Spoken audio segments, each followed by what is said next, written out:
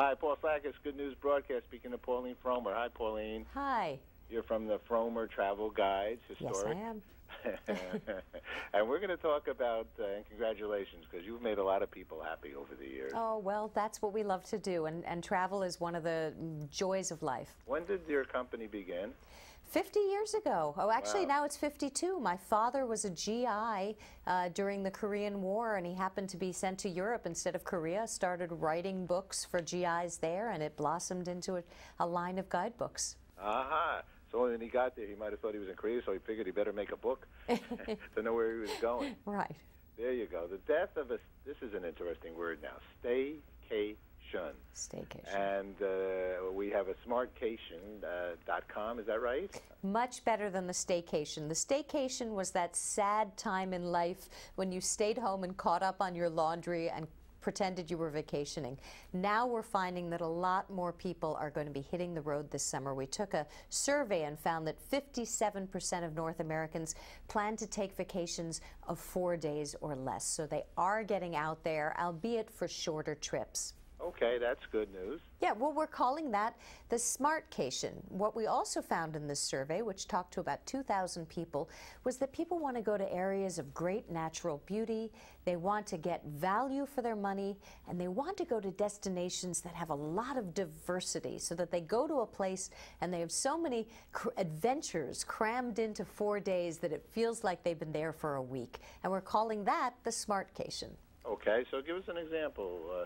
Well, I just was in British Columbia, in Canada. Oh, my goodness. I think that is the ideal Smartcation. Speak about diversity. You can spend 1 day at top wineries doing wine tastings, and you can go the next day and do a bear safari, as I did, or mountain biking, or you could shoot the rapids or go fishing, and then spend your third day in a sophisticated city like Vancouver or Victoria. And Vancouver is so fascinating because of Canada's immigration policies.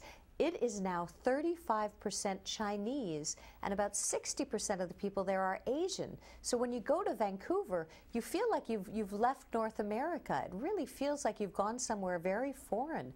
I went to a Taiwanese restaurant, and I've had Chinese food my whole life. I've even eaten it in China.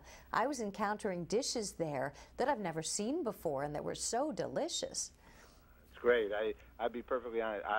It is one of the places I ended up working in California and never getting up there. Oh. But Victoria and Vancouver is definitely a destination to go to. These are bucket list destinations. They really are so beautiful. The food is extraordinary, and the scenery, it's like heaven. And do they still have some of the remnants of the Olympics? Yes. Oh, yes, absolutely. In fact, if you want to try that luging park that looked a little dangerous on TV, that's now open to the public, as is the peak-to-peak gondola, which links Whistler Mountain with Blackcomb, and it's an engineering marvel, actually. It's the longest unsupported span in the world and the highest. So you can take that summer or winter, and the views are extraordinary. Magnificent. We have something called Good News Canada. We love this stuff.